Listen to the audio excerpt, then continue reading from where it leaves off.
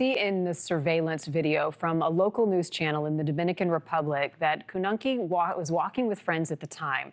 Later seen in the same outfit walking away from the camera, arm in arm with a man believed to be the last person to be seen with her.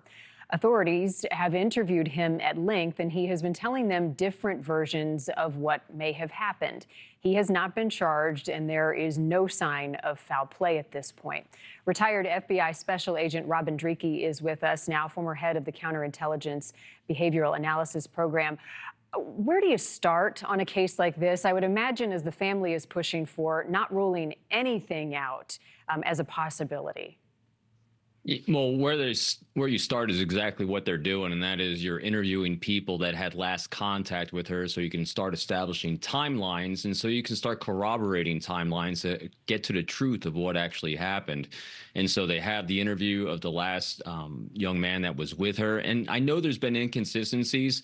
But if you look at the time of day at like early in the morning, and I reported passed out on the beach afterwards.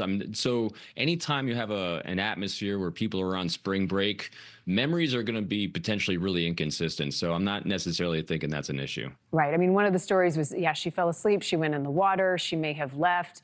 The FBI is now involved. Robin, how does that influence this investigation, working with authorities in the Dominican Republic? It's actually really, really helpful in this case, and in many cases, because working through the their legal attaché from the FBI in that region, he's bringing to bear a lot of other databases and resources that we have in law enforcement that they don't have there, especially since a lot of the people at the resort at the time, I understand, were spring breakers from the United States. And so we were able to re-interview people after the fact. We were able to then use triangulation, hopefully from cell phone data, to verify who was there at what time of day. And then also just forensically, we have a lot of resources that can really come in and do a high focus for that area for the investigators on the ground. In a case like this, how much is the family involved? I mean, I know they want answers yesterday. How much are police in coordination with the family updating them?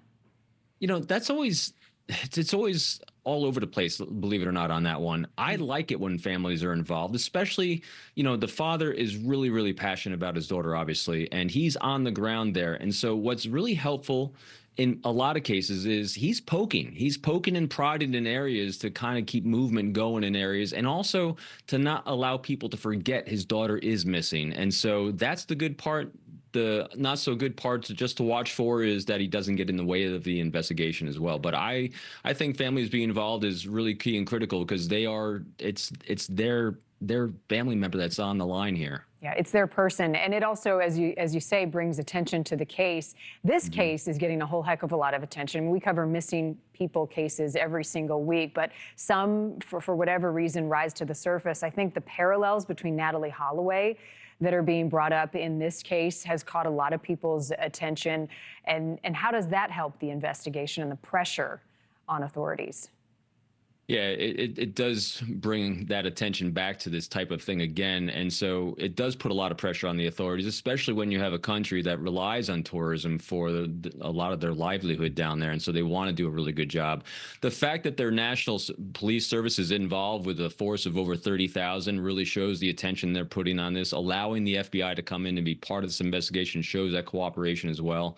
But with so many different data points out there, it's really challenging. And if you look at the history also, I did a deeper dive on the history of this area.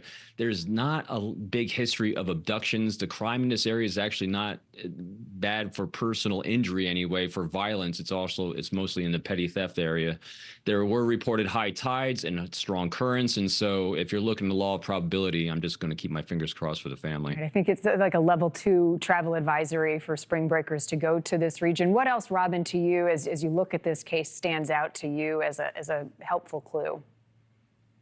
I think going back to the young man that was last with her, you know, establishing a timeline with him, and also what's standing out, she was there with a group of friends. Let's take a good look at the group of friends and see what memories they have, see what kind of activity they have, and that's what I would go with. Yeah, and time of the essence. The sooner they can get those answers, get the timeline established, the sooner we can understand and hopefully bring her home. Robin, as always, appreciate seeing you, sir. Thank you for watching. Go to newsnationnow.com to find NewsNation on your television provider. And don't forget to click the red subscribe button below to get more of NewsNation's fact-driven, unbiased coverage.